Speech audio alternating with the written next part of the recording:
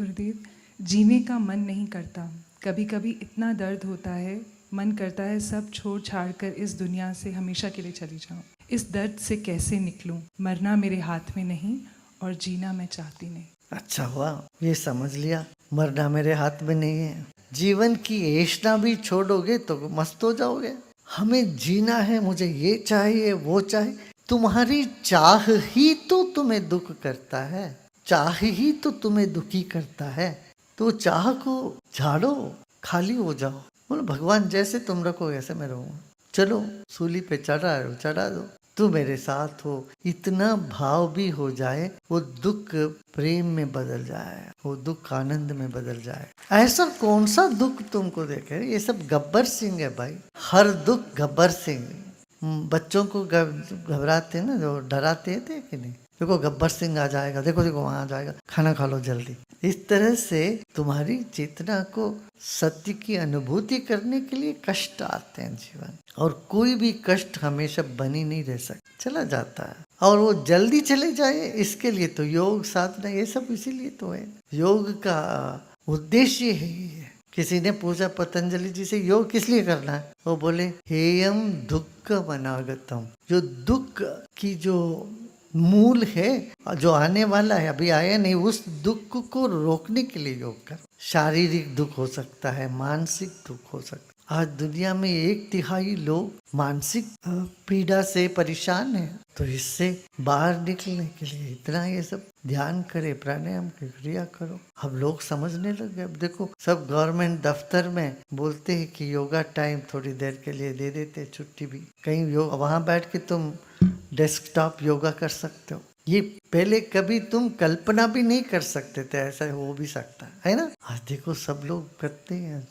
ऐसे ही शारीरिक पीड़ा भी, शारीरिक पीड़ा क्यों होती है? हमने ठीक से भोजन नहीं किया, टाइम से भोजन नहीं किया, जब चाहे जो चाहे खाते रहे, करते रहे, कभी स्वास्थ्य पर ध्यान नहीं दिया, तो शारीरिक पीड़ा। सही ढंग का भोजन करो, आने वाले जो दुख है शरीर को वो रुक जाता है। ऐसे प्राणायाम, ऐसे ध्यान।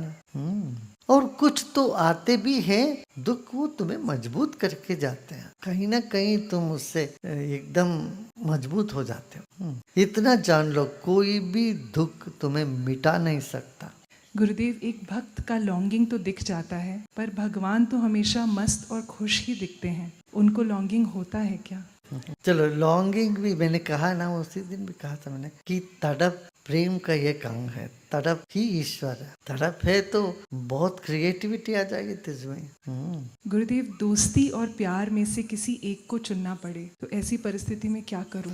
देखो देखो, तुम टेढ़े प्रश्न पूछ करके हमसे सीधा जवाब मांगोगे, और मेरे जवाब को तुम तोड़ मरोड़ के अपनी तरीके से लगाओगे और बोले गुरुदेव ने ऐसे कहा इसलिए मैं कर रहा हूँ। मैं इस जाल में फंसने वाला नहीं हूँ, है ना, मुझे पता है।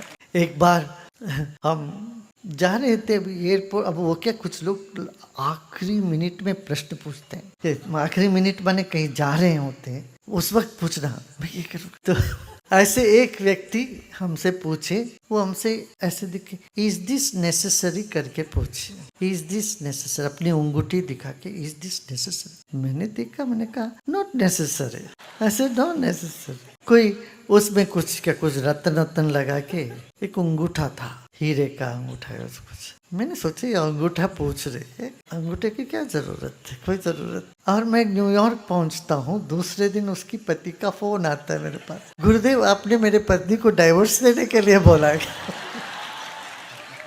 मैंने कहा रही कि मैंने कभी नहीं बोला मैंने। और वो पति 80 साल के थे, ये भी 80 साल के थे, 79 साल की थी। इस उम्र में वो बोलते कि हम ये जरूरत थी क्या? फिर बाद में उनको समझ में आया कि वो क्या वेडिंग रिंग था वो। और बोलते गुरुदेव ने कहा। पले हुए बचपन से सेलफोन लेके पैदे हुए आप लोग, बट एक जमाना ऐसा भी था, मानसिक रूप से ही कम्युनिकेशन करना पड़ता था लोगों से, और वो बड़ा इफेक्टिव होता था, ऐसा नहीं। प्रिय गुरुदेव, जब कोई मेरी आलोचना करता है और मुझसे अशिष्टता से बात करता है तो वे कठोर शब्द मेरे मन में चुभ जाते हैं। अपने मन पर शब्दों और आलोचना के प्रभाव को संभालने के लिए मुझे क्या करना चाहिए? इस तरह से कोई बात चुभ गई, ये जानते ही तुम उसमें से बाहर निकल गए। ये समझो जीवन एक बहता हुआ दरिया है, वहां कोई चीज टिकती नहीं है। कहीं बड़ी तेजी से बहती है, कहीं रुक रुक के धीरे धीरे बहती, और उसको तेजी से बहाना हो तो यही है वर्तमान में रहना, ज्ञान में, ध्यान में, गान में रहना। ठीक है ना।